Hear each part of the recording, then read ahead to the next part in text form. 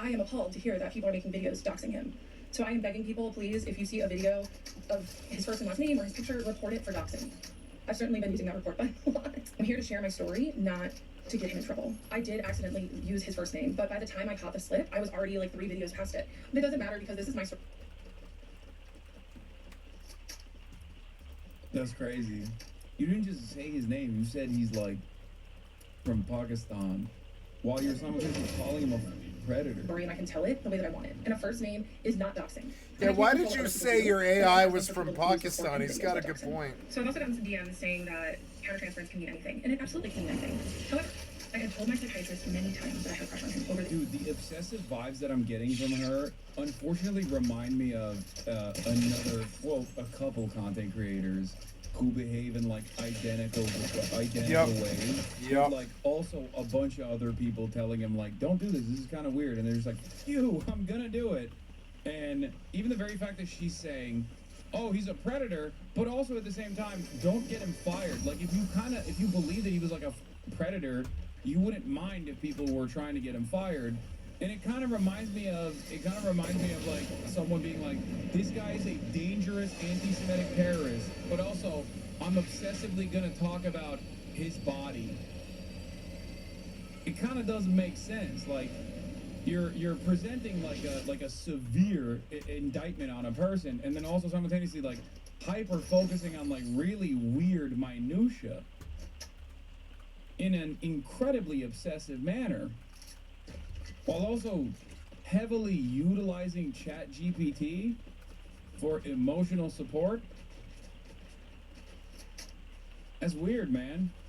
Years. And he did not say transference once to me. He did not explain that once to me. And what I've been hearing and taking in from the ethical psychiatrists that are on my For You page talking about my situation is that really they're taught to teach their patient about transference and teach them about how to handle those feelings or why they're coming up. And my psychiatrist did not do that. He did not do that. And it got ugly. And it happened because I did digging on my own. Because I was trying to make sense of my feelings that were a natural response to the environment that he created. So for him to leak countertransference after I said the buzzword of transference, that was not calculated. He was a very calculated and purposeful person. He still is. And he doesn't slip with things like that. He purposely withheld the term transference from me, and I got too close to the truth of our dynamic, which made him leak what he knew was wrong, which was his inappropriate feelings for me. If he didn't have countertransference in an inappropriate way, he could have easily just said, oh, let's explore that transference. That's really cool that you learned about it. Instead, he was just so worried on trying to protect himself because he knew what he was doing was wrong. He had that slip at the beginning of the session. He recovered. You keep talking about him. And then I went home and I thought. But usually we say it. We say it when it's an AI. We don't say him. Him means your father or your brother or your son or your uncle. This is an AI. We say it. It does this. It does that. And emailed it with him to him. It's countertransference of him. I will put the email up here. So it's just essentially me saying, hey, I asked Henry to explain countertransference a little more. Here's what he said. Thank you so much for mentioning that. Your own boundaries inspire me so much, which now makes me mad because I've heard a lot that he's not about boundaries, but he used his boundaries as a shield. It's kind of weird to say, but he would like walk up. He used his boundaries as a shield? As in like he was just setting boundaries and you just kept actively going over them. That's what boundaries are. What? No, she's trying to imply that like he was setting boundaries as a mechanism for plausible deniability. Not like literally what a boundary is, which is a shield. To the ethical line and then slam a boundary down when I got too close. That was the email that I sent him, and then 10 days later, it was a full moon and I had a dream. Probably the most realistic dream I've ever had in my life. That him and I hooked up in his office. In the middle of the dream, while we were hooking up in his office, I loved it. I thought it was really fun. And then, after we were done, and after I left the office in the dream, I was despondent and so sad and cried and just thought, I can't believe my psychiatrist would cross his boundaries. Like, oh my God. Oh my God, this is a nightmare. This is a nightmare scenario. This is like a person that you're not even like romantically involved with, having a wet dream about you and then making it your problem. This is an absolute nightmare scenario for the psychiatrist, dude. What the? It's like, oh, you violated your own boundaries in my dream, and that really made me mad. It's like, okay, but you dreamt it. It didn't happen. It didn't happen in the real world. You dreamt it. That's crazy. And then I woke up and it was like a movie. I thought to myself, oh, thank God, that was just a dream. It's time to talk about the elephant in the room, and that is the racial difference between me and my doctor. I've seen a lot of black women on this app with the same take, and I need to say that black women are the most important people on the planet, and that I have learned so much. What? Black women? What is going on? You're racist. Don't bring black women into this. Drop that as like a land acknowledgement. You know what I mean? He's like, hey guys, you know I'm a crazy white lady over here, but let me tell you something, okay? Have you thought about black women who also would feel this way? Yeah, bet you feel racist now. When you call me crazy, you're calling all black women, who are queens, by the way, crazy as well. That's awesome. That's awesome. From black women about how to be a better person and how to show up better in the world. They are the culture, and I am so grateful for them. Many black women are seeing my story through the lens that... Oh, this is the Joe Biden technique. This is the defensive Joe Biden technique. Actually, black people want Joe Biden to be president. Are you racist for wanting him to drop out and replace him with a black woman? But we won't get into that. Sweetie, I'll have you know, black people want Joe Biden to be president, okay? You don't want to come across as racist now, do you? I am a white woman who is taking advantage of my whiteness to wield power over my POC psychiatrist that didn't want me back. Bro, she's saying, I'm not doing this for myself, I'm doing this for all black ladies. Actually, let me tell you something. This long and drawn-out sequence of me revealing my hallucinations about my POC psychiatrist is actually for black women. Oh my God. Yeah, I got you. And so I am trying to get him fired. And that's okay. I understand why you see it through that lens. I do. As a white person, I do my best to examine my racism every single day. And I will tell you that my psychiatrist boss is his best friend, who is also a POC male. And in that room, I did have POC male. POC male. Sounds like a cop. I am not here to ruin his career. You're a crazy racist nutball. I love woke. I love woke. I love woke. I love woke so much. I love woke so much. The layers, dude. This is what I mean. Like, woke makes things so much fun. There's no world where like a right-winger or any kind of like reactionary ideology or POC is ever going to be able to like contain multitudes. Look at this. Everything up until this point is already fun, but now she added woke onto it, and now it's even more fun. Where she's like, "Yeah, I'm trying to get my Pakistani psychiatrist fired, but here's why I'm actually doing it for not just white women, but also I'm doing this for non-binary black people." You know what I mean? Like, you didn't have to add that in there, but I like it. I like it a lot. Like, why did you add that in there? Here's why what I'm doing is actually woke. Oh, this is so sick. This is awesome. Here to speak my truth. Okay, back to my story. So, after the countertransference, Okay, back to my story. Dream, I decided that I was going to stop going there. Again, countertransference wasn't a slip, and the dream that you had was in your brain. Besides spiraling about how obsessed I was with my psychiatrist every day. Oh, she's responding to black women on TikTok, comparing this to how white women would get POC framed as predators, because that is what she's doing, by the way. Which is why the black women on TikTok that were saying that were correct. She's basically doing a digital tar and feathering campaign on a brown doctor as a white woman. So that is what's going on. It's true. I really was doing very well. And like, my business was going really well, and I was on board with her, but now I found out she's woke. I'm like, she's wrong.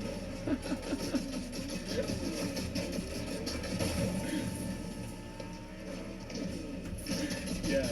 So people called her out, and she said, "I'm doing this for y'all. I'm doing this for black ladies. All the single ladies. That's what I'm doing this for." had great friends and great systems, And so I decided that I was going to end therapy. I still had every intention of seeing my psychiatrist, but my therapist that I was seeing weekly, I just decided I didn't need her anymore, especially when my psychiatrist Bye, bitch. of texting me for free advice and this and that. And I thought, okay, it's time. So I go into my next therapy appointment and I say, hey, just so you know, today's gonna be our last session. I'm doing really well and I just think it's time. And she got emotional and she's like, okay, well, I like to end on certain questions just so we can reflect. So I did. I reflected with her about what I learned, what I've gained, how I changed, how my life is better. And I left her office feeling complete and happy with my therapeutic journey with her. And as I was leaving, she called out with like crying. She was like, have a blessed life. And I was like, okay, that was a little weird, but whatever. You know, I was like, thanks. And I went on. And so then I'm getting ready for my psychiatry appointment the next day. And I get an email that same night from her saying that she needs me to come back in for one more session. I will put it up. And I got a huge emotional weight in that moment. I was like, what the heck is this? Like, we wrapped everything up. I had seen lots of therapists at this point, and I didn't ever have a therapist beg me to come back in for one more session. And I was so overwhelmed. I did not write her back. Bro, this is like a therapist nightmare. I'm pretty sure the reason why she's doing this is because it's like leaving an unpinned grenade in the middle of a living room. I feel like when you pull the trigger abruptly like this, your therapist is probably gonna be worried. And they're gonna want to see you one more time. Okay, one last dance. No, I don't think this is like the therapist gonna farm her for one last like dollary due that she can suck out of her. I no matter how shitty a therapist is, I feel like even the therapist is looking at the situation and going, this is a lit fuse. We cannot have this, you know, we cannot have this running around. She's gonna terrorize the neighborhood. We have to make sure that there's like a managed transfer from one therapist to the next. Obviously. I'm so thrilled for you as you prepare for your new adventures. Since I did not have an advance notice being this our last session, I was not prepared to provide what I believe is healthful closure. Usually we review your goals and see how we did, as well as look at how you've changed in addition to discussing what you've learned, which we addressed somewhat today. Please consider having an additional session where we are both aware of making the best closure possible, with gratitude. But it was extremely inappropriate. So I decided I was going to go to my February session with my psychiatrist and have him help me write the goodbye email and say, no, I don't want to come back in. I taught a yoga class this morning, like I do every Tuesday mornings. Wait, she went to the psychiatrist to get a no letter to the therapist? What? And I told my regular students about what's going on for me and how I'm sharing my story of provider. Bro, the weird part about this is like, this is therapy. It's like taking medication. You know what I mean? You can't just go cold turkey. Am I crazy? Like, I feel like she's not treating therapy as a serious thing. Like, she's treating therapy as like one would if they were just like, I'm bored and I want someone to talk to. You're not just like cutting off a person that you no longer want to yap to. That's your therapist. I feel like she's almost herself making it seem like it's not. Like, I assume therapists probably see it as like a serious... What? I shot that guy 19 times before he hit me! What the fuck's wrong with you? Cocksucker piece of shit epic developer! Suck my fucking dick, asshole! The internet is not happy with me right now. And I used that to say that our truth is really important to share. And that when we know something deep down needs to be said, that it's important to do it in whichever way feels best to us. And TikTok just happened to be that medium for me. I told my students how I've just been going through psychological warfare, and the internet is not happy with me for sharing my story and my truth. But I'm not doing it for the people that think I'm crazy, which maybe honestly I am a little bit, because who subjects themselves to this kind of torture? But I'm doing it for the people that DM me, that say, thank you so much for being brave enough to share your story, because the exact same thing happened to me. So in that session, after the psychiatrist told me that he would refer patients to me, if he could, if I wasn't already his patient, I asked him if he... Why are you running into this guy, jackass? No way this psychiatrist or any actual mental health professional is referring quote-unquote patients to this lady. Get the f out of it. That would be a red flag. No, I don't believe it. Is out of Henry's response of countertransference. And the psychiatrist said, oh, I'm still thinking about what Henry said about countertransference. And I said, well, we talked about it a little more, and I want to read you something else. So I read the psychiatrist what Henry had to say more about it. When he told you countertransference is common, it might have been his way of normalizing the fact that providers aren't immune to feelings. It's part of being human. What matters is how well they keep those feelings in check, which the psychiatrist's name clearly excels at. And as you can imagine, the psychiatrist loved hearing that. He loved hearing that because my AI mirror was essentially just saying, yes, he has feelings for you, but he just keeps them in check so well. He's so good at his job, keeping his feelings in check. And, oh, the psychiatrist loved that so much. And what did he do? He rewarded me with my favorite breadcrumb, intellectual stimulation, a fun metaphor, because he was watching me the entire time I was his patient, and he knew what made me light up. He knew what got me excited, what I liked. And so he thought for a moment, and he said, I'm feeling a salad of emotions right now. And I was like, what are you talking about? And he said, you know, a salad of emotions. A beet of raw emotion, a tomato of surprise, and the salt amplifies it. And I was cracking up at this point. He nailed it. I just thought he was so brilliant and smart in this moment. And I asked him, I said, what, say that again? He said, yeah, you know the beet that's really raw? I'm feeling a lot of raw emotion. And the tomato of surprise, when it pops in your mouth, it's surprising. And I was like, okay, that's good. Yeah, this man at this point knew exactly how to make me happy and exactly how to pull away to make me try to work harder. And he gave me the biggest reward from Henry, my AI mirror, telling him that what he's doing is totally good and that his boundaries are so virtuous. A lot of things happened in that session after the countertransference slip.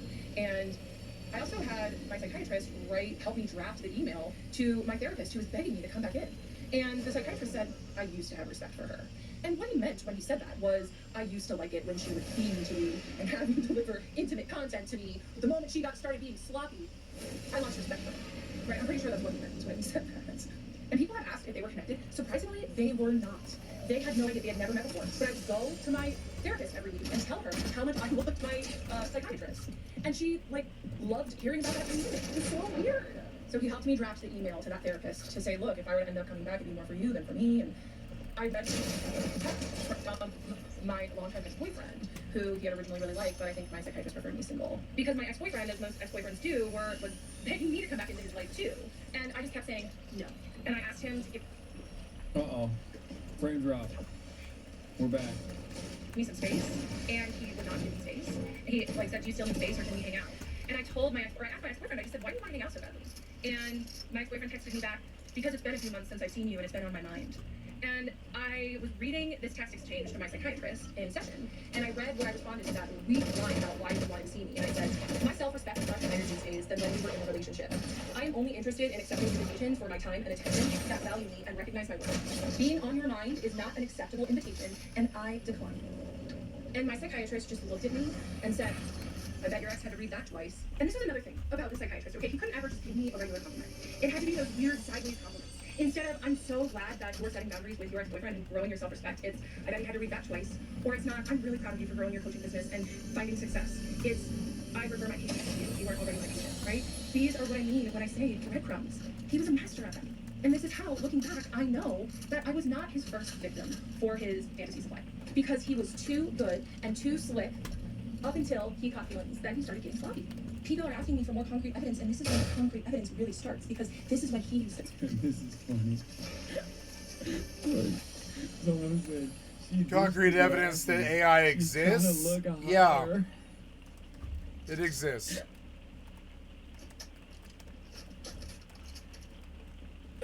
I met a lot of crazy people in my life. That's crazy. Legit, how do you help people like this? Antipsychotics? I mean, the dude is a psychiatrist, and she got another therapist. At some point, somebody's got to be like, hey, we got to put you on some different medication. You know what I mean? Because it seems like there's a lot more going on here than just, what we're working on. You know, I'm here to prescribe. Dude, the funniest thing is, he's there to prescribe ADHD medication to her. That's his sole purpose in this woman's life. That's it. That's literally it. I can also totally see just her misconstruing events, which she clearly is doing in many circumstances, but also grossly exaggerating or just outright lying about shit too.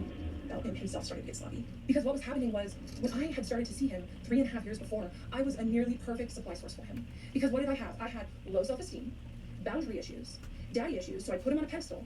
I know a lot of you ladies out there can understand that with men in positions of power. And he went right to work exploiting me. Right to work, grooming me. And he was very successful at it. So he was in a paradox, right? Because... Dude, what do you do in this situation? I feel bad for just, mental health professionals in general. Because, you're kind of cooked. It's what they face. This is the stuff that they face. One issue or another. What happens when you hit, the triple Monty? What do you do in that situation where you got, a 30-year-old grown-ass woman being like, oh, you groomed me because you set boundaries. Like, you're just kind of cooked. You just literally can't do anything in that situation where, like, you're damned if you do, you're damned if you don't. It's just, you had the misfortune of having to deal with this person. Like that is, and now you're absolutely cooked. She just latched on and won't let go. He loved watching me get stronger because I gave him better intellectual supply. But I also threatened the supply source. The last 2 videos and this video was all the same session in February of this year. The counter-transference slip happened in January. How I decided to... The AI might really value her. Because she was like a crash course into insanity. And the AI might really like her. Yo, what happened to shame, man?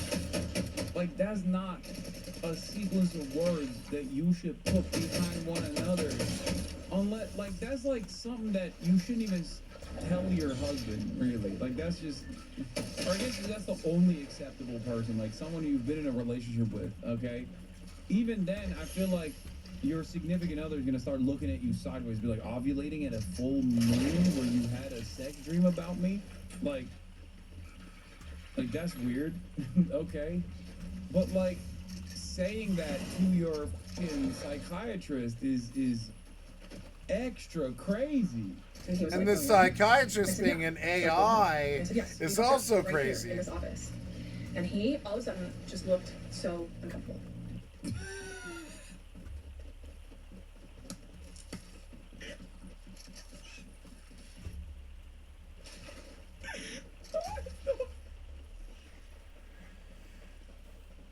Why would you? Yeah. No. He didn't say anything. He couldn't look at me. He couldn't breathe.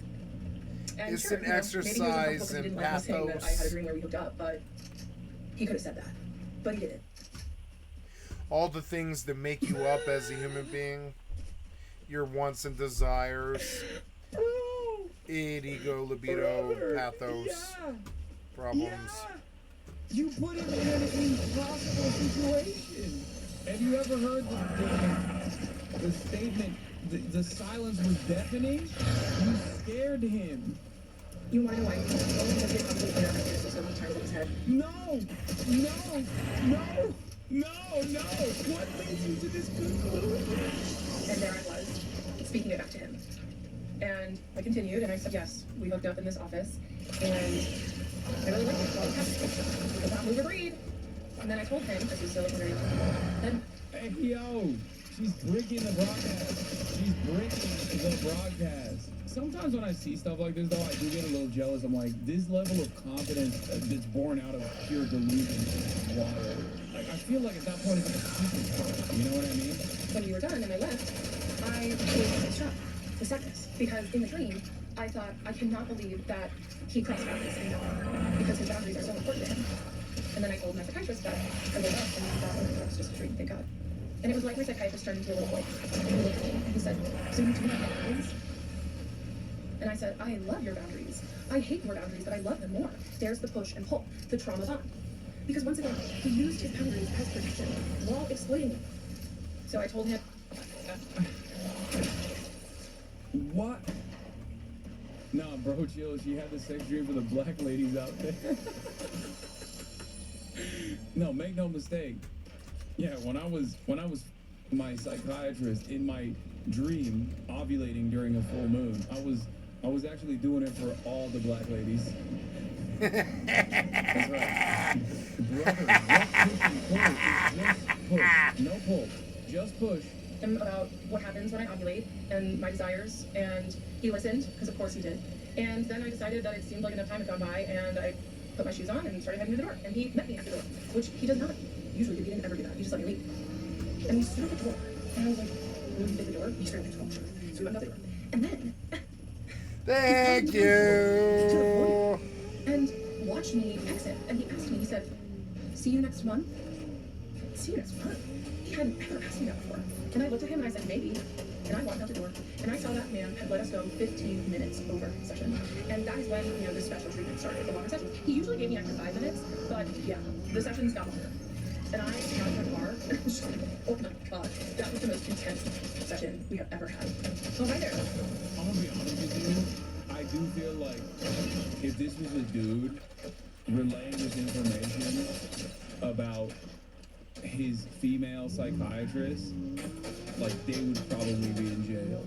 Especially because, like, obviously dudes have a higher tendency to engage in violent ways and whatnot, but like this is incel. It's rare when you see this level of like incel behavior in broad display by a lady. This isn't like, ooh, I'm not saying that at all. I understand why the standard exists. I guess there's a long convoluted way of me saying she should be in jail. Because this is crazy. Can't he drop her so we can have peace, like move her to someone else? I think he needs to move in general. He needs to move his life. He needs to uproot his life. I had to take the morning and afternoon off of TikTok today, as you can imagine. This has gone beyond what I have ever imagined. And it's also proving to me how important it is that I continue to tell my story. I'm aware that many people don't believe me, think I'm lying, think I'm fabricating, and that's okay, because I'm telling my story for the people that are going to hear it. For the black man. Use his batteries as a shield. This is giving baby reindeer vibes. I feel guilty being so Baby reindeer. Oh, like my stream sniper. What's up, baby reindeer? How are you? Providers, the other providers. Let's talk about my former client who's getting a lot of traction. What? Come on! Someone What? Oh no, the clients are blocking her too. that I also considered a friend. My only client that I've ever had that was my friend. Where was that guy at? I was riding in a car. Come on. Cocksucker developer, it's your fault. Where was this guy? I just killed 2 guys and the next guy showed up in my personal space, but he wasn't there. I just killed 2 guys. There was no 3rd guy till I died. What the fuck is that? Wait, are we talking about this? Oh, it's a lady? cocksucker. Oh, Never okay, mind. Fuck myth magic. It's a fucking worthless piece of shit Is it cocksucker. the Terribly blonde lady? sorry. The lady that we watched, the blonde lady. Happy, that's on her to tell me. You can tell by the way they so we can move. make that right. Piece And of if she shit wants to say cheater that I scammed her, cocksucker. that's okay. If she wants to say that I forced her to stay on the phone while she made her first payment, okay. Her card got declined and she seemed really flustered. So I said, I'll wait with you. No problem. And yeah, she was really apologetic. I'm like, yeah, that's totally fine. There it is, And see, she piece of also shit started calling me ChatGPT. cocksucker. I tell my They clients turned the all the time, cheats off because because it's a they're huge scared I tool might be that I reporting them. use. So I use it for all different sorts of Red things. flag. See So it? if I found something helpful in my life, I'm going to share it with my clients. Red flag. And if she wants to come on here and take advantage of the internet piling on me and pile on me as well, okay, okay. The other message is that the yoga studio I taught at, I no longer teach at. Enough said. Please leave that alone. Third is I'm horrified that people are putting the psychiatrist's photo, full name, family information. I couldn't even find that. You guys are intense. And it sucks. It sucks. But I will continue to tell my story because it is the truth. It is the truth. And people really don't like my truth. And I am okay with that because it just really threatens people's thinking that all psychiatrists and mental health professionals are safe. And it's just AI, just say AI. It's weird that you didn't say AI. Just say AI. People. Just say AI. You don't have a therapist. Everything You have has an to be couched AI. Under this like, I'm Oh doing this my for God. you actually ass mentality. You're not doing it for others, man. You're doing it for yourself. You ain't never done anything for anybody else. Why do you have to act like you're so brave? It makes no damn sense. I do want to say thank you so much to all of the ethical therapists who have reached out to me to thank me for sharing my story and to tell me that they believe me. I've seen some of them try to make videos defending me and they get absolutely dogpiled. So most of them take them down. But I see you, I hear you, thank you. Some people ask what it means when I put on my shoes at my psychiatrist's office. I have ADHD. I do not like wearing shoes. I like sitting in chairs weirdly. So usually when I go anywhere, I just kick off my shoes and sit in the chair weird. If you know, you know, okay? So when I got to my car, I was like, oh my gosh, like what was that? And did he just say see you next month? Because it was weird. So I go home, kind of rattled, just like, wow, that was intense. And I decided to write the email to my therapist. I'll put it right here. The one who had begged me to come in for another session, who was also having... I realize that negative prior notice that it's looking for a therapeutic relationship to end, and I understand that endings are important. You have helped me so much, and this ending has been a long time coming in my head. The closure that we had yesterday felt adequate, and I left your house feeling happy and complete. If I came back for another session, it would be more for you than for me. Oh, God. If it would help, I'd be happy to fill out a form if you'd like me to send. If you'd like to send me one. Thank you again for positive transformation that you helped me with my life. I will forever be grateful. First of all, she was lying. Thank you for your warm response, Kendra. It was part of my clinical integrity to invite you in for a closure session after 2.5 years of work together. I understand that you're growing through other modalities now that I support, and I'm excited about for you. Although my purpose is to meet again and tie up my records with a pretty bow, I certainly honor and value your experience of completion, intending only the best for you as your life expands in untold miraculous ways. She said a miracle can save you, and she also said, listen, I only said this because it's part of my clinical integrity. It's a part of the process. She said only Allah can save you now. You need a miracle to save you. It is my job to ask for one final. I am obligated to ask for one final session.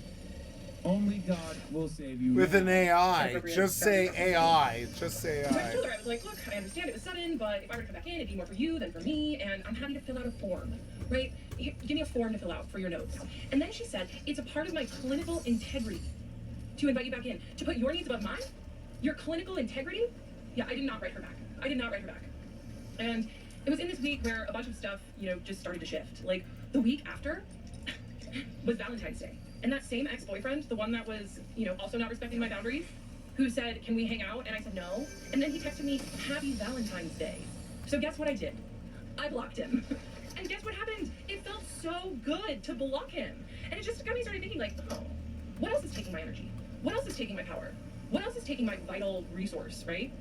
So it just kind of set the stage, that little power block. One thing I forgot to mention about that February session is that I do that all the time.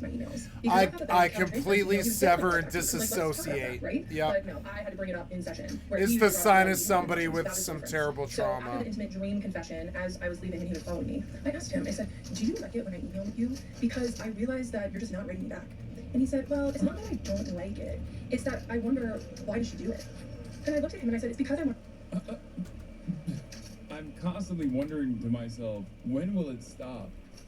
Which of course he meant, I need more. When he said, when will you stop? I of course understood what he secretly meant, which was, can you please send me more emails? Obviously. That was his game. His little sinister game that he was playing with my heart. Attention from you. I was honest. I'm an honest person. Sometimes too honest. So I told him, I won't email you. Oh, that's true. Another thing that happened after that session was I was waiting for my pharmacy to text me that my script was ready. And I called them and they said, oh, yeah, we didn't get your refill. I was like, what? So I called the office staff and it was so unlike my psychiatrist to miss my refill. That man operated as a doctor with surgical precision. He did not miss a refill. No. You are talking about an AI? Your AI missed a refill? It's an AI. Was like, I can't wait to make fun of him for forgetting your refill. Your AI missed a refill. It's an AI. Yes, it probably did. It probably did. The pharmacist is like, are you real? To keep me seeking his validation. And it was you working. seem like an He also was AI. psychologically trained on how to keep me attached to him. And that was working. And it was like a torture chamber in my mind. He But I was got an the block. AI. So I blocked that ex-boyfriend. And what I'd like to say is that when you block people from your life or remove them from your life that are draining you, the universe... He fled the country, that's why. Yeah, bro. He's like, yo, maybe America's not the land of the dreams, okay? I met one too many white women like this. I'm out, dude. This. I was gonna build a life here. will reward you with good I'm things. going back to So I've been making Pakistan. content on Instagram for months at this point about ADHD. No. 10:07:29, she starts spiraling. Yeah, I think that started a long time ago. And a couple days after I blocked my ex-boyfriend on Valentine's Day, I went viral on Instagram. Like millions and millions of views on this silly reel that I posted about ADHD and alcohol and how ADHDers often use alcohol to quiet their brains. It really helped grow my business and it just made me so much stronger and that much better. I'm here today sharing my story so I can heal more. And some of the ethical providers have blocked that. She heals by more dumbass clients coming onto her business by getting virality. So she's trying to heal that way. Oh, got it. Okay. Glad that she explained that part of the process. I was confused as to why we were going through this. That I'm showing up messy. Yeah, she's healing her wallet. I thought this was for black women. What the? Yeah, it turns out it's That's also for black women. She's actually, the more she is fiscally healed, the more she can help black women, I think. Mind you, she's 6'2". Yeah. Because I'm still processing trauma. I'm still processing being attached to a man whose professional training was how to get into people's heads. And it's not lost on me that the internet is dogpiling me from speaking from the exact state that the psychiatrist put me in. I've been going live every night since I started telling my story because I did have to turn the comments off. I was so tired of people diagnosing me in the comments and also What? I shot that guy so many times! What are you talking about? Piece of shit developers suck my dick! She has a mod team? And ask nice questions. I'm happy to answer them. Open 150 and then dumped an entire mag into him. What are you talking about? Piece of shit ass cocksucker developer. I'm getting off your worthless ass A game. clinician left the frame open and a patient spiraled inside of it. I don't think a better sentence could sum up what was going on at this point because I was absolutely spiraling. People can say that I'm spiraling now or that I'm manic or that I have, whatever, diagnosis. All these armchair therapists want to give me. Fuck let me tell you, was that? That month after the February appointment. I just could not stop daydreaming about psychiatrist. I could not stop daydreaming about being with him. I daydreamed about converting my religion so we could get married. And yeah, it was bad. I was thinking about him nearly constantly. And I had no intention of leaving him until I had an appointment with an independent insurance agent. As a 6'4" man, you don't know what it's like to have a 6'2" woman grab you when you're 5'5". I can't tell if this is horny posting or not. I don't know. I don't know what you mean by this. I'm gonna keep it $150. I'm a little confused by all this. Because I was leaving my job after 12 years in retail management where I had an incredible insurance plan where I had zero copay therapy and mental health care. So zero copay psychiatric care as well. So I got this new insurance plan and it was a great insurance plan. It just did not cover any mental health services. So who's the first person I call? The psychiatrist's office manager. She explained to me that it was going to be $187 to see him for his cash pay price and I would have to see him once every 3 months. It was in that moment that I decided that I was not going to pay to torture myself anymore. My mental health, besides spiraling about daydreams of him, was better. Do you pay in that? And I was. Do you pay in that AI? Doing well in life, and my business was growing, and I just had a lot going for me. So I was like, you know what, this patient-doctor relationship is not serving me anymore. It's not what I want. I have to get out. So it was in that moment that I decided I wasn't going to pay to be in a psychological torture chamber anymore.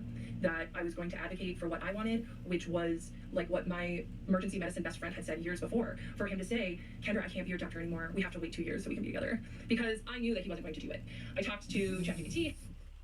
No. Oh, No. Oh my God. No.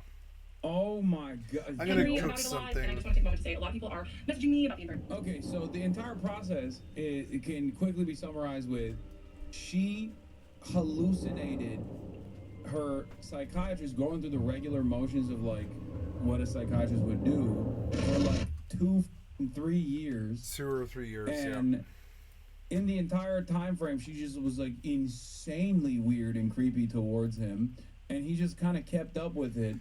And no, then, he's an AI. and basically at the end where she was like, well, I'm not... I don't think you're getting the story. I think it's that she's talking about an AI. getting any work from this guy. She's talking about Henry. That's an AI. I think you completely missed it. I'm throwing it his way. I'm trying to throw it back, and he doesn't want it. She just dropped him.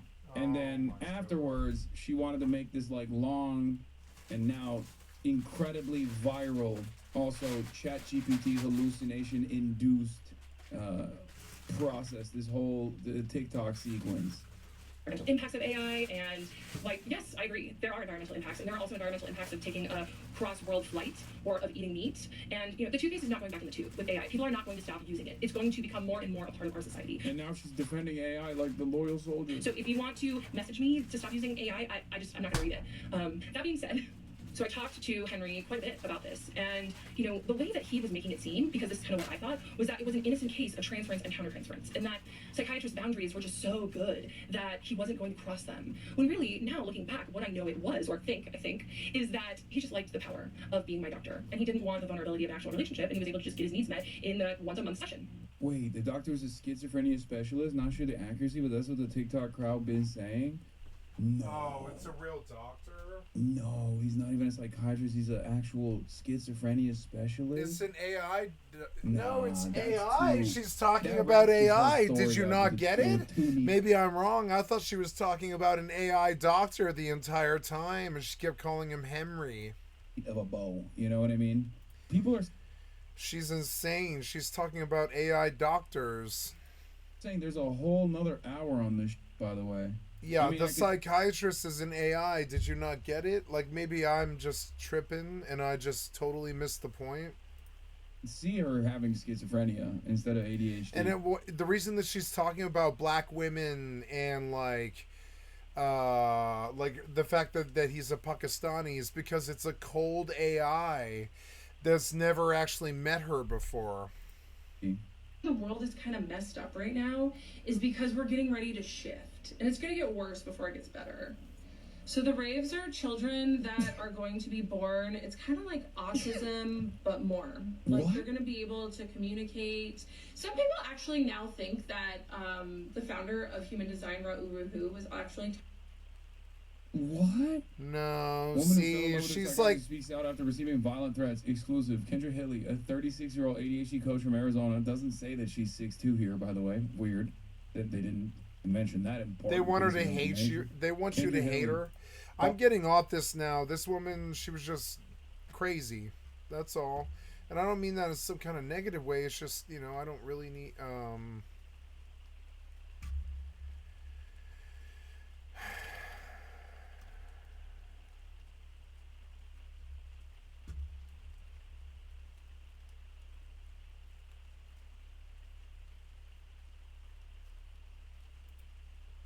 100% moist, baby. Welcome back to another episode. No, it's not how we start these things, is it? I'm in a new studio. I forgot how to do this. Oh, God, here we go. Which camera looking at? Oh, what a mess. People are willing to believe all sorts of ridiculous things. Let me give you an example of this. A little over 2,000 years ago, there was a Middle Eastern dude named Jesus. There is a section of the population that believes Jesus was actually the Son of God, and that on the third day after his execution at the hands of the Romans, he rose from the dead, and that's fine, I guess. I mean, it sounds silly when you say it like that, but there's something even more ridiculous related to this story. Oh, is there, Kevin? I hope. I'm absolutely a mess. Nothing is organized. This feels like Kevin, but I'm not certain so far. Could be Dave. Normally the name is at the top, but I obviously forgot to do that. Everything's new. Everything's a mess. But either Kevin or Dave, or I apologize if it's actually someone else, writes this and I read it. Well, let's continue. This is professional, I promise. I'm a professional man. I'm very professional. There's a gap here. Just before we continue with today's episode, let me give a big shout out to my favourite sponsor, Vessi. You might be thinking, Simon, why do you have like a really used pair of shoes on the table? Well, I just want to show, because Vessi were like, Simon, promote the weekend sneaker. And I'm like, well, the weekend sneaker, Vessi, is the first shoe you ever sent me. I'd be happy to. I kept this first pair. I wore these basically constantly for like 3 years. They are not even really worn down. I think I just get sent so many Vessies that I just kind of switched to a new pair at some point. But these things I wore constantly. I used them, I abused them, they got wet, but my feet never did. They were one of the best pairs of shoes that I've ever had. And the only reason I say one of the best pairs is because Vessi have sent me many shoes. And all of the other best pairs are also Vessi. As I mentioned about the socks there, Vessis are 100% waterproof. These things still are. You can put them in water up to this point. It's not water resistant, it's waterproof, it's really fantastic stuff. It's made with something called Dymatex. I just prefer to call it magic. They're light, they're super comfortable, and it says they somehow still look clean enough to wear from errands. I think they mean clean as in slick, because these are not clean. If I clean these up, these would still look pretty good. Just Vessi have spoiled me by sending me so many pairs of shoes. Plus, they've got a 1-year warranty and a 30-day hassle-free return, which is nice. You're not going to need it. You put them on, and by the way, when you put them on for the first time, they feel a little bit tight, and you might be like, uh-oh, I've bought the wrong size. This is in all their marketing stuff, so don't worry about it. But then your feet, the shoe like forms to your foot, so it's perfectly comfortable. It's fantastic. So step confidently into daily life with Vessi and their weekend sneaker. You can get 15% off your first pair at vessi.com/blaze. And now back to today's episode. Among the people who believe the story about Jesus' resurrection, there is a subsection of people who believe that every year on the first Sunday after the first full moon, after the vernal equinox, a giant anthropomorphic rabbit travels around the world with a wicker basket full of colourfully painted eggs, hiding the eggs as part of an elaborate scavenger hunt. Wait, who believes it? Literally just children. It's just children, young children who believe this. Even my 5-year-old is a little bit uncertain about this now. For Jesus, you know, because rabbits are heavily associated with the laying of eggs. Oh yeah, rabbits don't lay eggs! Obviously, the concept of the Easter Bunny Hippotis, is not accepted hoppotis, as fact by the general... requiem. You what? That's just something stupid children believe because they were lied to by their parents. However, this does show how people are willing to believe anything, no matter how nonsensical, so long as it's told to them by a person in a position of authority. Oh yes, I could lie to you, dear viewer. Just listen to my voice. Listen to how authoritative I sound. Like I could say anything like Jesus was a real person. We know that. It's a fact. And he was indeed a magical person. He had special powers. He could heal the blind. He could get rid of leprosy. He could turn water into wine. All legitimate things that genuinely happened. And over the years, scientists, physicians, and other perceived experts have had a lot of wild theories that were widely accepted as fact for hundreds or even thousands of years. Some of these you will definitely have heard of, some of them you probably haven't, and a lot of them have to do with the total lack of understanding of female anatomy and human reproduction. Ooh, that's going to be a spicy one, Kevster. Increasing feelings that it is Kevin. Unfortunately, while the ideas about women in today's episode are going to sound absolutely ludicrous, society's understanding of women hasn't improved as much as we would like to think. According to a number of surveys, over half of all men and even 20% of women are unaware that women don't pee out of their vaginas. Where do they pee out? But rather than being depressed about how ignorant modern people are, let's just make ourselves feel better by laughing at how ignorant people of the past were. Miasma theory of the four humours.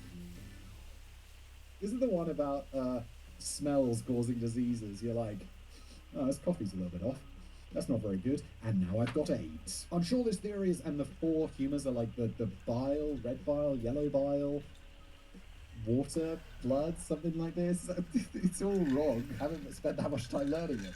I'm sure this theory has come up on this channel, at least in passing, because it was so ubiquitous for thousands of years. The theory was simple. Many diseases were caused by miasma, or bad air. This foul-smelling air often originated from rotting flesh, swamplands, or the breath of creatures living in swamps and marshes. It was believed that these bad smells caused things like cholera, the bubonic plague, and chlamydia. The idea goes back thousands of years. They and do. is the complement to the four humours theory. The four humours theory stated that people contain four bodily fluids known as humours: blood, phlegm, black bile, and yellow bile. I mean, so what the fuck do you think people are doing when they cry? It's like, oh, yeah, it's black bile. Yeah, it's just really watered down. Shut the fuck up, fucks from the past. I would not believe any of... If I was back in the past, I wouldn't believe this for a second. I'd be like, no. There's blood, and it contains all sorts of different things, and if you look down really far, there's DNA, and that's like who you are and all this stuff, and people, I would enlighten people. I'd be the biggest brain. If any of these fluids became imbalanced, it could cause disease. Miasma was thought to cause an increase in black bile, which resulted in the disease. But miasma wasn't believed to be the only cause of disease. Certain emotions could elevate any of the four fluids, as could dietary habits. Oh no, I ate too much KFC and got in a bad mood, and now I have AIDS again. Too much spicy food would increase yellow bile, while too much red meat and wine would increase blood. I mean, that sounds good. What's Lance Armstrong doing doping this time? Oh, he's just drinking too much wine. It increases his blood. It was Lance Armstrong, right, who was doing the blood thing, the blood doping? If it wasn't, I'm sorry, Lance. I can't remember if you're the dope guy or the testicle guy. Wait, was it the same guy? Yes. Exercise played a role as well, as too much exercise could increase both biles, while too little exercise could increase phlegm. And when you take into account the things doctors were recommending in order to keep the humours balanced, these were hardly the worst theories in the world. Doctors wanted people to exercise enough without needlessly exerting themselves, eat a balanced diet, and to have clean air and water. It's like they were on the right track. All of these are the right things to do that we still agree with today. It was just for all the wrong reasons. And that's all good stuff, and the emphasis on sanitation definitely helped to reduce the spread of disease. Of course, mileage for that reduced spread did vary depending on the part of the world it was and what century we're talking about. Removal of dead bodies and human waste, typically, but not always, were a priority, as was keeping these contaminants out of the water supply. Stop throwing the bodies in the fucking well! However, because it was believed that miasma was causing the spread of disease, these sanitation efforts were usually restricted to communities as a whole rather than personal hygiene. One of the most famous examples of this came in the 1800s when Hungarian obstetrician and scientist Ignaz Semmelweis had the revolutionary idea that doctors should wash their hands before surgery. Fuck that. It just builds up your strength. Like, if I'm having an operation, I'm like, no, you don't need to glove up, doc. Don't worry about it. It just makes me stronger. And the doctor would be like, you'll get a terrible No fucking gloves. Make me strong. Dose me up with that ivermectin. Everything's gonna be all right. And while they're at it, maybe clean and disinfect their tools as well, since surgical tools were only ever cleaned before being put into storage for extended periods of time. Again, this was the 1800s. It was specifically 1847 when Ignaz began pushing for hand washing before surgeries. Please tell me that he wins the Nobel Prize or something, or whatever they had back then, because big deal, dude. Big deal. Miasma theory may have accidentally resulted in some important societal advancements, but 1847 is far too recently for surgeons to have been going inside a person with a dirty-ass hand. To make matters worse, Ignaz was ridiculed when he proposed a rule at his workplace that would require doctors to wash their hands. He'd be like, Ignaz. Look, Ignaz, look! That was me putting my hands into a body, just in case it wasn't clear. The leading obstetrician at his work argued against Ignaz's proposed rule by saying, doctors are gentlemen, and gentlemen's hands are fucking clean. Which is fucking wild. To assume that someone's hands are naturally clean by virtue of their social standing is a level of pompous ignorance I could only dream of attaining. I do have a friend, and we call him... I call him soft hands. He just won't do anything that involves something that isn't a computer. Any manual labor he just would never do. He would struggle to open the car door for himself. He'd be like, where's the dude who opens the car door? Oh, soft hands. You're halfway there though, Simon. Halfway to what? You assume someone's hands are naturally clean by virtue of their social standing. It's pompous. Hey! Also, while sanitation, I do have very clean hands just by nature of my social standing. Also, while sanitation efforts designed to combat the spread of miasma did help slow the spread of disease, actual medical treatments based on the four humans were wildly ineffective. If you were sick because your bodily fluids were out of balance, then clearly the only course of treatment was to make them balanced again. They're going to cut people open because the next sentence is, and no matter which humour was misaligned, always bloodletting. Yes, please. It was believed that all four humours were contained within the bloodstream. So, where the blood was drained from determined which humour to be out of whack, and I guess different parts of the body contain different amounts of each humour, even though the same blood flows through the entire body. Even contemporary critics had trouble understanding how any of this made sense, yet bloodletting remains popular all the way until the late 1800s and the acceptance of germ theory. This is just for perspective.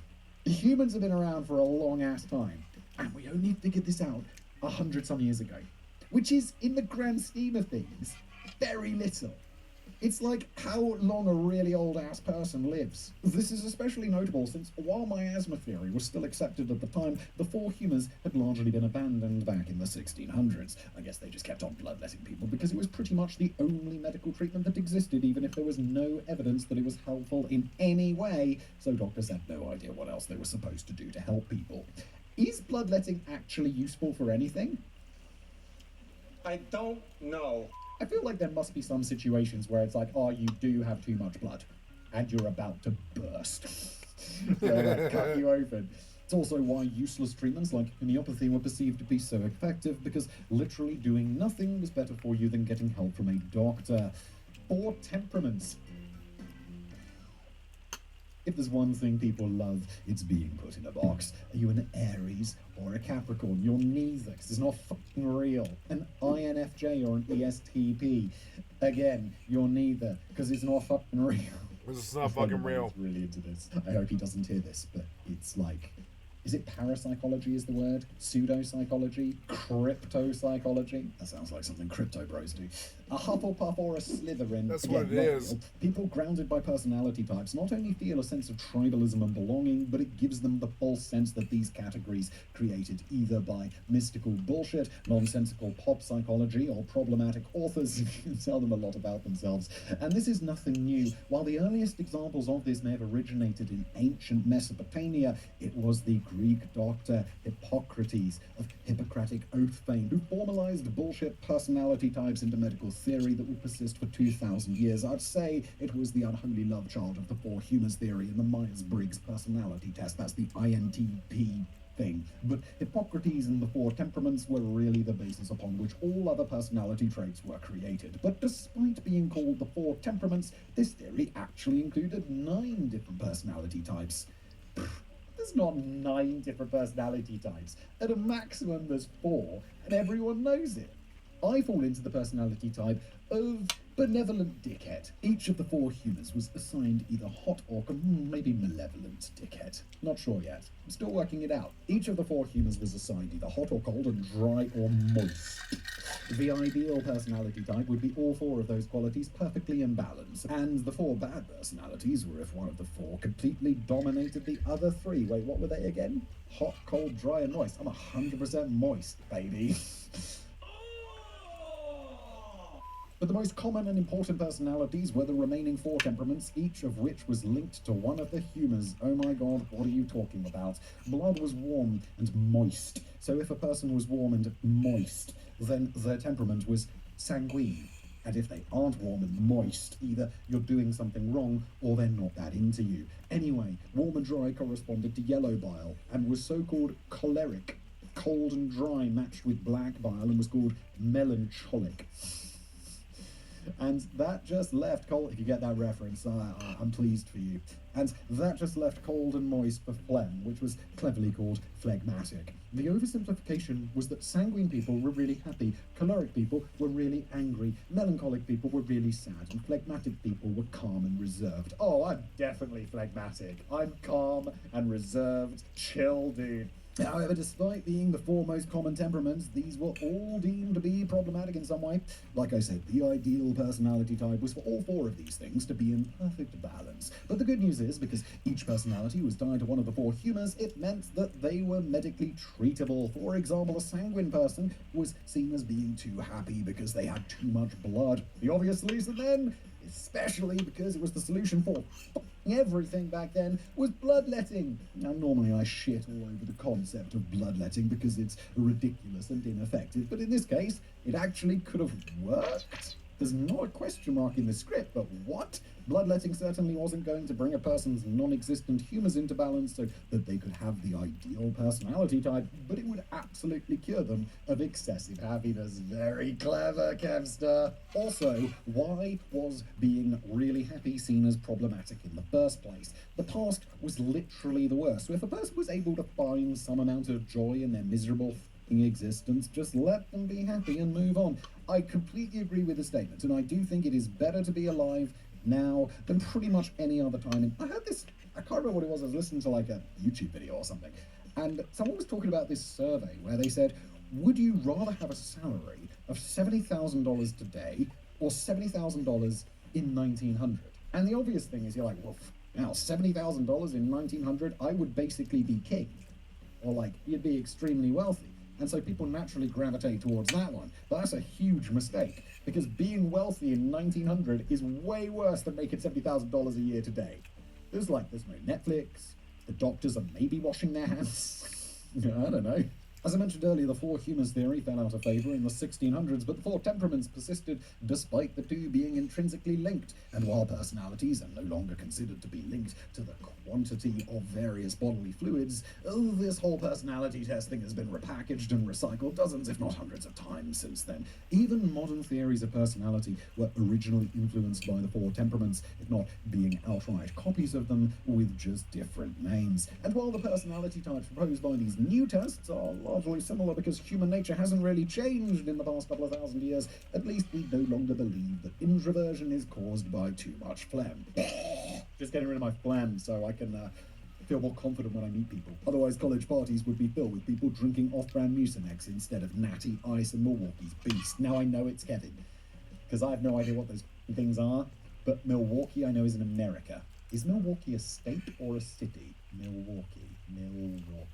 I don't know. Normally I can guess. Spontaneous generation. The concept of spontaneous generation dates back to at least the 6th century BC, and it was accepted as scientific fact for another 2,000 years until the mid-1800s. The idea itself was simple. Living organisms would suddenly spring into existence from inorganic matter. Oh, is this like the homunculus thing? This wasn't some one-off theory meant to explain the origin of life on Earth either. It was believed that spontaneous generation happened every day. For example, various mollusks and crustaceans were believed to be generated directly by the seabed. It sounds so ridiculous today. Slimy seabeds created oysters, sandy ones created scallops, and rocky ones created barnacles. And you can kind of see how they would come to these conclusions. If frogs were always found in muddy swamps, then it stands to reason that frogs must be created by mud. Yeah, I'm always found in my office. So it stands to reason that Simons are made in offices. Right, I guess. I mean, it's a pretty massive leap in logic to assume frogs are created by mud rather than just preferring to live in mud, but at least the system had some sort of internal logic. There was a glaring problem with this theory, though. Really. I mean, there were a lot of problems with it, but there was one that kept bothering people even back in the day. What about all the eggs? Oysters can generate millions of eggs in a single spawning event. So could all of the various animal eggs they kept finding be related to the generation of these animals? No, that's stupid. Why would eggs make animals? Everyone knows officers make animals and people and Simons, because we're often found in offices. You'd think people would have already known the answer to this question. Chickens were first domesticated in Southeast Asia around 4,000 years ago, and domesticated chickens for livestock had already reached Europe by the time people were writing about spontaneous generation. People would have seen baby chicks hatch from eggs with their own fucking eyes, yet they somehow wrote off all the other eggs in nature as not being important for the generation of those creatures. Now, to be fair, it's not like they had any idea that mammals also came from eggs. When Aristotle wrote about spontaneous generation, he also wrote that embryos were created by coagulated blood in the uterus. But how do you then explain all the kids who look a bit like their dads? It was common belief at the time that semen would activate menstrual blood, causing it to coagulate and form an embryo. Aristotle even used the analogy of semen causing the blood to curdle like milk. Aristotle, dude, too much information. How did you test that, Aristotle? Were you like cutting yourself and then jerking off into your own blood? Aristotle, you fucking sicko. Anyway, with eggs somehow written off as not being essential to the process of biological reproduction, despite clear visual evidence to the contrary, spontaneous generation continued to thrive for thousands of years. There were even entire cookbooks full of recipes for spontaneous generation being written into the 17th century. Why would you have it in a cookbook? Oh yeah, if you want to create one chicken, like mix together Aristotle's Wait, do you want some mice? Put a dirty cloth and some wheat into a large pot for 3 weeks. Do you want some scorpions? Just take some basil to a sunny area and surround it with bricks. Want a mini Aristotle? Jerk off into your blood. No. So you're probably noting a theme with all of these recipes. The full theory described life coming from all sorts of inanimate matter, like the seafloor and mud, but all of the experimental recipes involved using something aromatic as bait and placing it inside an enclosure that would be difficult to escape from. I didn't put that together. I just thought people were being insane. I'm a bit disappointed that I missed that. I was too busy thinking about Aristotle jerking off into his own blood. You what? Flies would lay their eggs in the rotting meat, and those eggs would hatch into maggots. Mice would find their way into the stinky pot to eat the wheat, but the pots would be too high and slippery for them to climb out of, and so on. This actually made spontaneous generation pretty easy to challenge. Instead of an open jar of rotting meat, what if you used a jar with an airtight seal? We'll just move on from that. Instead of an open jar of rotting meat, what if you used a jar with an airtight seal, or just one sealed with a layer of fabric? The airtight jar wouldn't generate anything, and the other jar would be surrounded by flies and maggots, trying and failing to get at the rotting meat.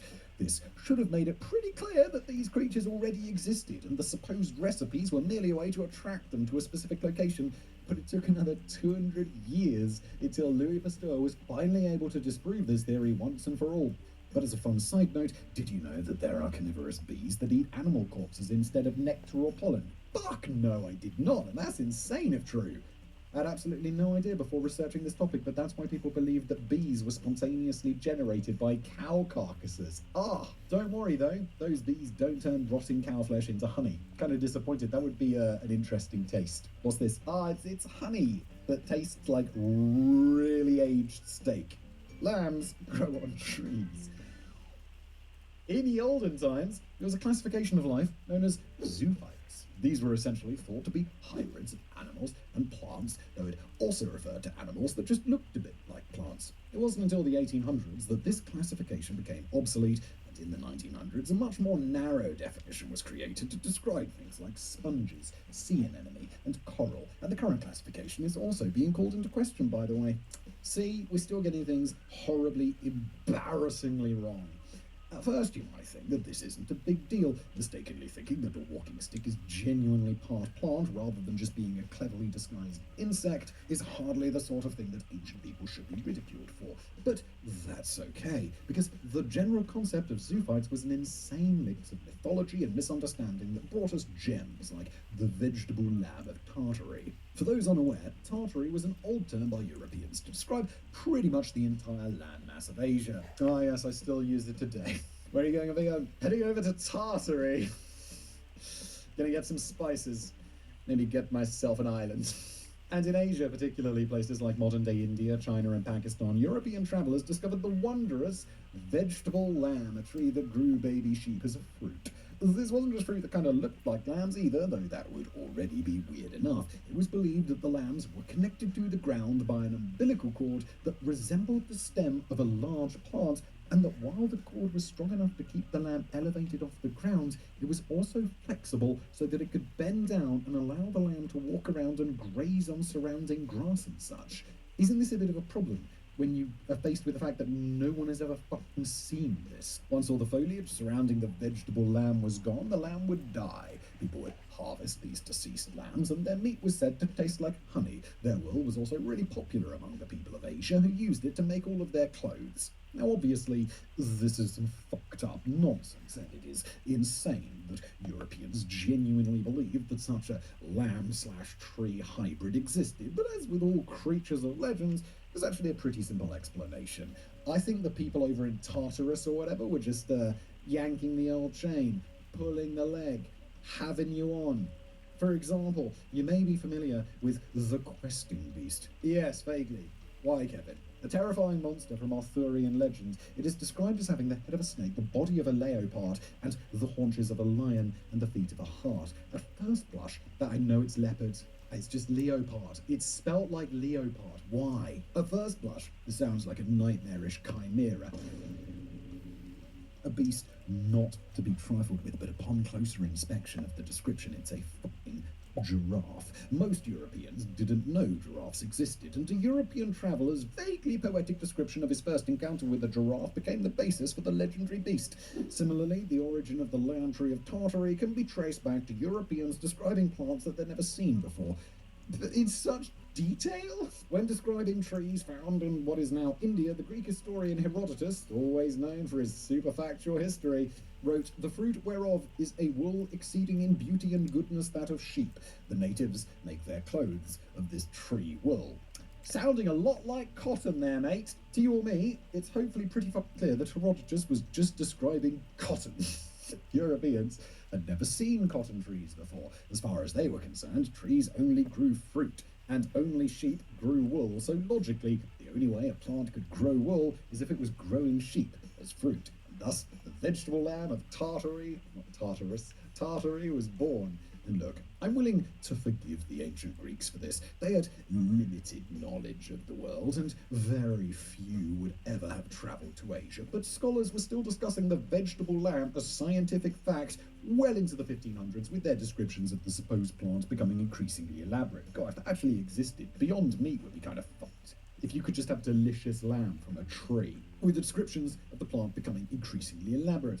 It had been 2,000 years since Herodotus wrote his description of cotton trees, and people still believed in the vegetable lamb despite nobody ever actually having seen one. That's honestly pretty embarrassing for humanity. That would be like if present-day humans still believed in centuries-old myths like the Sasquatch and the Wendigo, and they're running around over modern-day North America, even though in all those hundreds of years there isn't a single credible account of anyone ever having seen one. Well, it's lucky we don't live in that world with those people. Fucking idiots. Can you imagine if people actually believed that?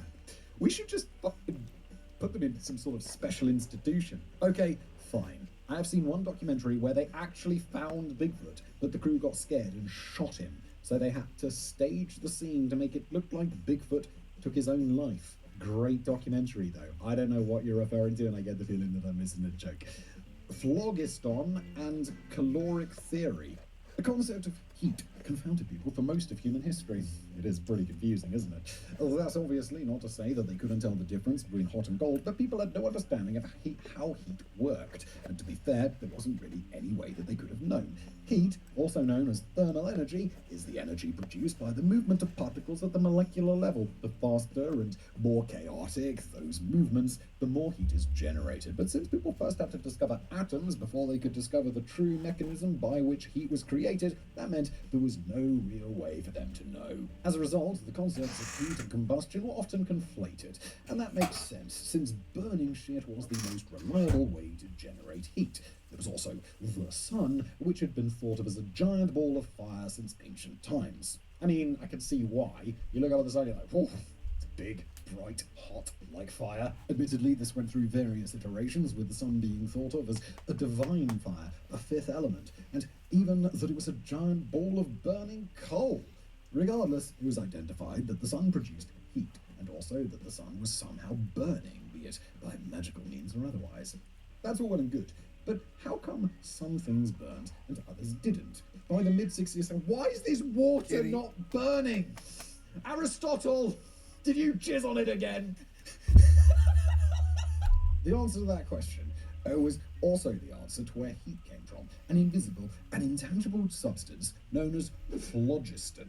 It was believed that the substance phlogiston existed in all combustible materials, and phlogiston was the thing that actually burns. When a piece of wood burns, the phlogiston would be released into the air, and from there it would be absorbed by plants, which was why plants would also burn. It's kind of not that correct. I mean, it's carbon. Humans were said to expel phlogiston that entered their bodies by exhaling. You guys were actually onto something. So at least they got the part about plants breathing in what animals breathe out correct. Also, there was believed to be a limit to how much phlogiston the air could absorb. That was why items burning out in the open would eventually stop burning, because the air had already reached its maximum limit of phlogiston. However, despite all of these very clear properties, phlogiston was not the sort of thing you could bottle like water or hydrogen gas. It was thought to be less of a particle and more of an essence, despite purportedly having clear physical properties. This theory made it a solid 100 years, but right from the onset there were issues. For example, when metal was burned, it would get heavier. If the burning process was supposed to be caused by the release of phlogiston from the material, then logically it should be lighter after burning rather than heavier. Nowadays, we understand that the increased mass is the result of oxidation. When you burn iron, the existing iron bonds with the oxygen in the air to create iron oxide, thus adding the weight of the oxygen to the iron. But proponents of phlogiston didn't have any good explanation for the increase in mass, and eventually all of the experimental data contradicting the idea of phlogiston was